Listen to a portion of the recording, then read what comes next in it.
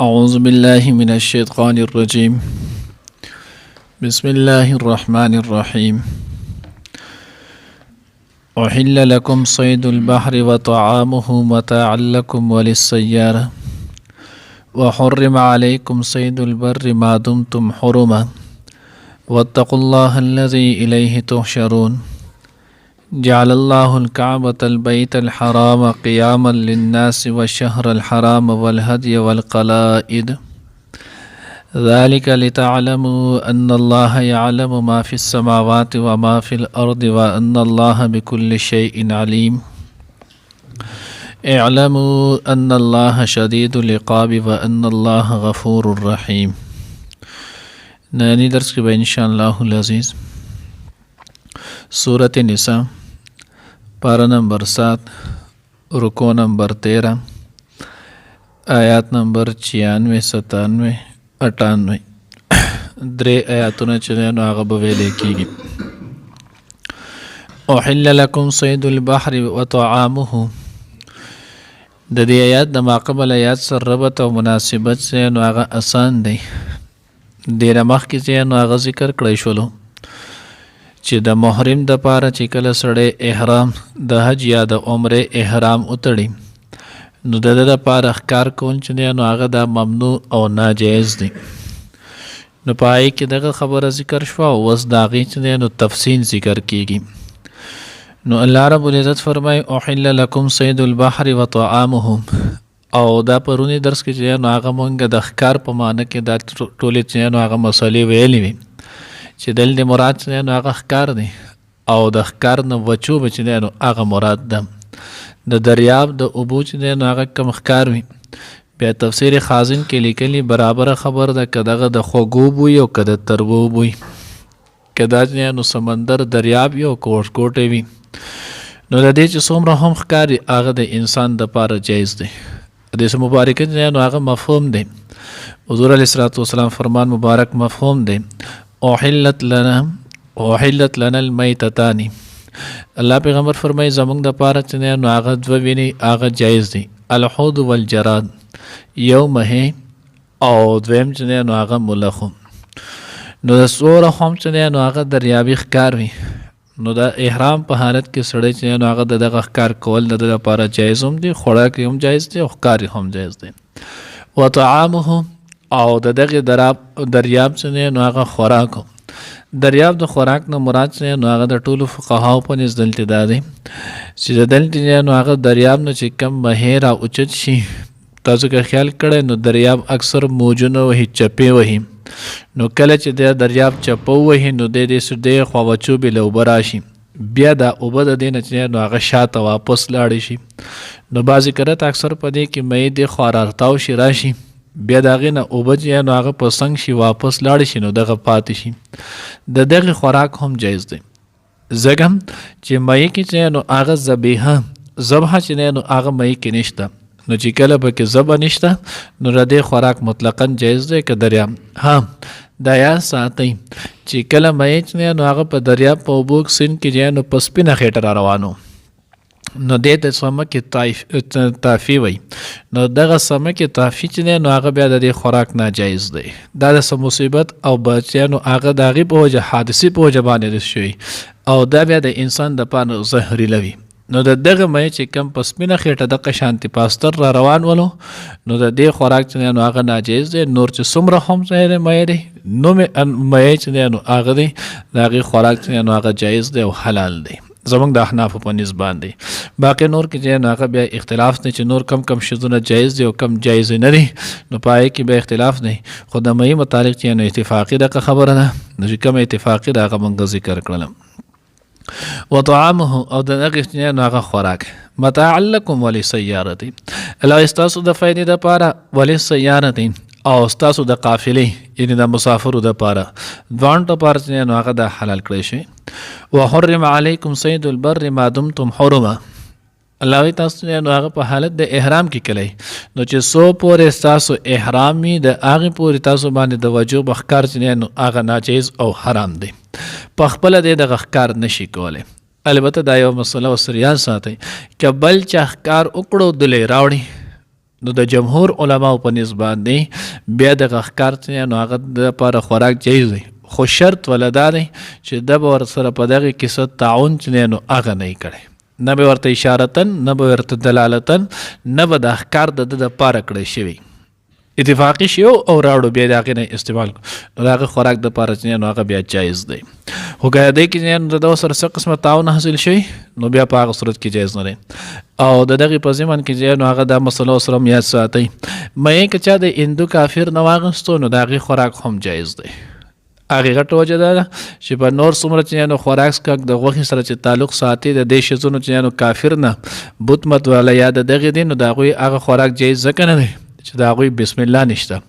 بسم الله د هغه کافر نه د هغې تصور نشته، الاله ذبیحه به کونه شوه، او مې کې چې نو هغه ذبیحه شته نه، نو که چېرته کافر هم مې ښکار کړی په مسلمان یې خرڅوي نو دی د هغه نه راغستی هم شي او د دې خوراک د دپاره جایز دی. واتقوا الله الذي الیه تحشرون، الله وایي د هغې الله نه ویرېږئ کم الله طرف ته چې نو تاسو به راجمع کولی شئ. جعل الله الكعبة البيت الحرام قياما للناس والشهر الحرام والهدي والقلائد، الله رب العزت د انسان د امن د پاره، د دنیا د امن د پاره، د دنیا د قیام د پاره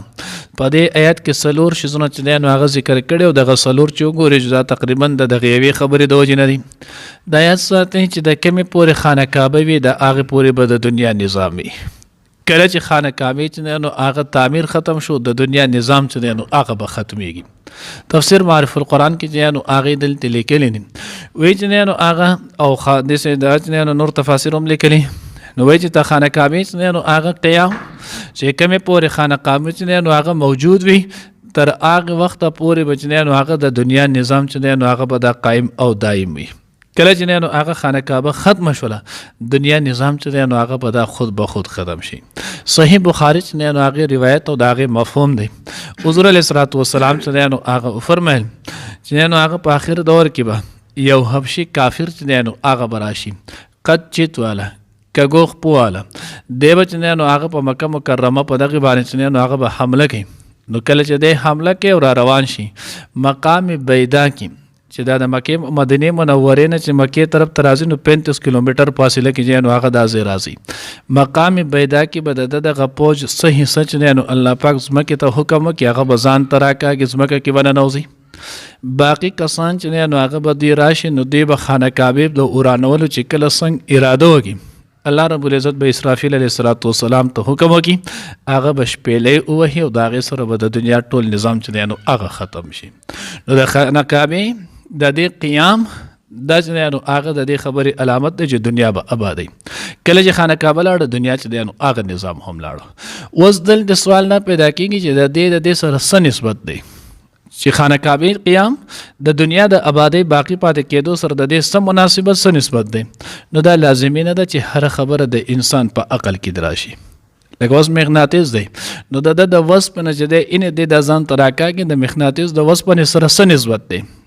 چا په ذهن کې دا خبره نه راځي. خو دا چې نو هر سړی نه چې وسپ نه پرته وي مغناطیس ورله تاوړلو هغه به ځان ته راکاږي.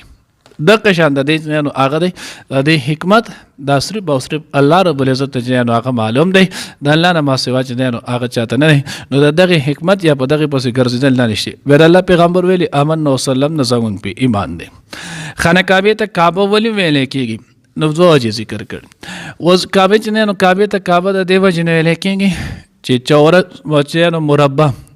څلور ګوټی چې ورته موږ وایو څلور ګوټی چې نو هغه کومه آبادي نو هغې ته به یې کعبه ویله. او د کعبې تعمیر تاسو ګورئ دا اوس هم چې دی نو هغه چورس ده څلور ګوټې ده. د خانه کعبې هر دیوال چوړی چې دی نو هغه 44 فوټ ده، لمبای چې دی نو هغه 50 فوټ ده. خو صرف د حتیم طرف ته چې کومه د خانه کعبې د اراضي دیوال نو هغه دیوال چې دی نو هغه 33 فوټ. اوس د دغې کې چې نو الله رب العزت دا باقي ځای چې دی نو هغې بهر پاتې کړی دی حتیم ده. دا د الله لوی حکمت ولو. اوس حکمت دا دی چې د حتیم دا حصہ دا د خانه کعبې د دننه حصه ده. نو بیا خو به دا څومره چې غټېټ دي بادشاهان دغه ني نو هغه به دغې ته د هغوی دننه کول وسومه ګورئ. خو ډېر خلک چې نو هغې نه خو غریبانان کمزوري خو د سره څوک هغې ته نه پرېږدي او ډېر بادشاهان او ډېر خلک هم هغې ته نه پرېږدي. خاص دا غوي کم کسان خوي الله رب العزت په دغه کې حکمت چې نو هغه دا چې د حتیم زی بهر پاتې کولو په اخره نه فیصله کی نو چې کله دا بهر پاتې شو نو هر مسلمان پاغه کې تلی شي او 2 رکعات نفل دا کوي نو دا د سی لکه د په خانه کعبه کې دن وکړل الله دې موږ ټول ته بار بار چې نو هغه نصیب کی نو دغه چې نو امن ذریعہ هغه د خانه کعبه تعمیر دی بیا د خانه کعبه سره چې نو جعل الله الكعبه البيت الحرام بیت حرام وسرولې نو په هغه وخت کې چې نو هغه د قبیله خصعم دا غوي چې نو ځان له پیمامه کې د کعبه جوړه کړو نو الله رب العزت دا غین د دې د امتیاز ذکر سره چې نو هغه بیت حرام وسرولې چې دا یو کعبه د کم چې بیت الله شریف دی کم چې بیت الله شریف دی دا چې نو هغه د قیام د خلکو د قیام چې نو هغه ذریعہ ده د دینه ما سوا کم چې د یمانه کعبه ده نو هغه ګوره د قیام ذریعہ نه دویم چې نو هغه آیات کې الله رب العزت د دنیا د امن د پاره او شهر الحرام او میاشت چې نو هغه د عزت میاشت د عزت هغه سلور میاشت دي یو چې نو هغه شوال د ذوالقعده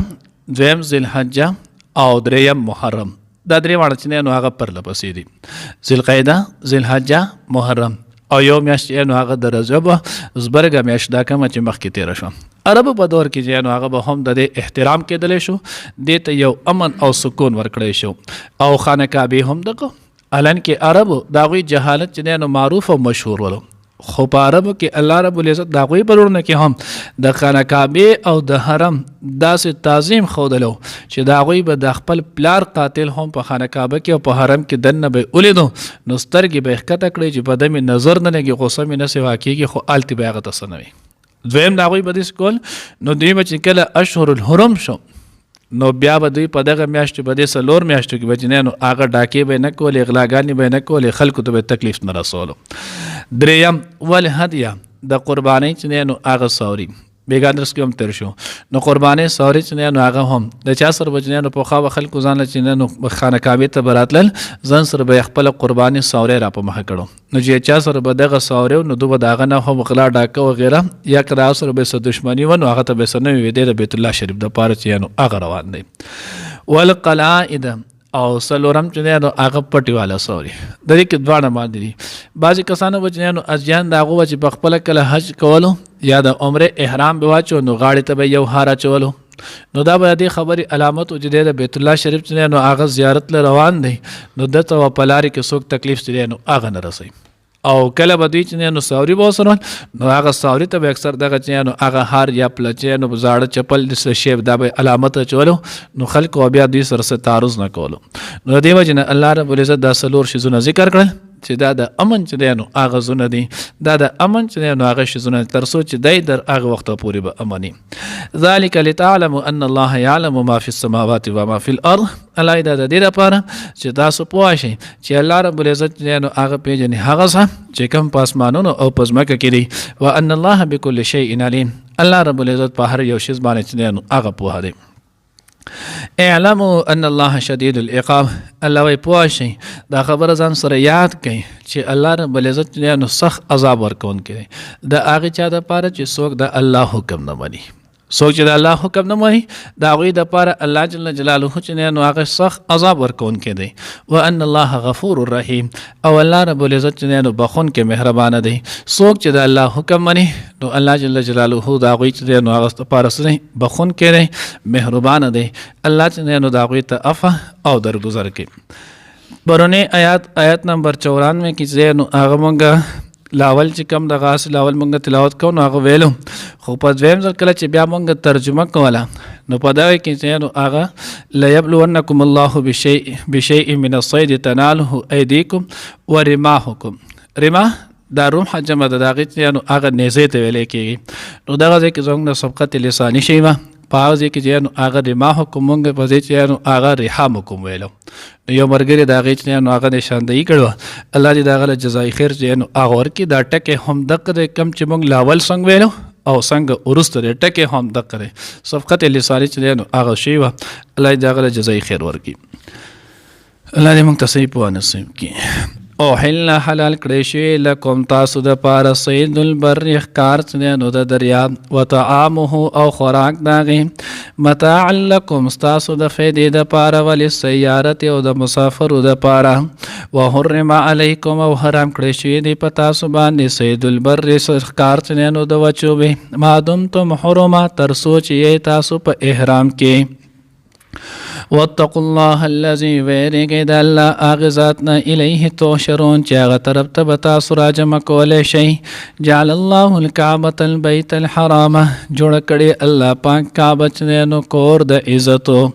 قیاما للناس د قیام ذریعه د خلکو د پاره والشهر الحرام او د غشانت شهر حرام د عزت میاشتې والهدی او د قربانی ساوري والقلائد او پټیواله ساوري ذالک لتعلموا دا زکه چې تاسو پوه شئ ان الله چې الله تعالی يعلم پوهیږي ما پاغه صف السماوات چې پاسمانونو کې دی و ما او پاغه صف الارض چې پزمکه کې دی وان الله بكل شيء عليم او دا چې الله رب العزت په هر څه باندې پوها دی اعلموا پواشی ان الله چې یقینا الله پاک شدید العقاب سخت عذاب ورکون کې دی وان الله او دا چې الله پاک غفور بخون کې رحیم مهربان دی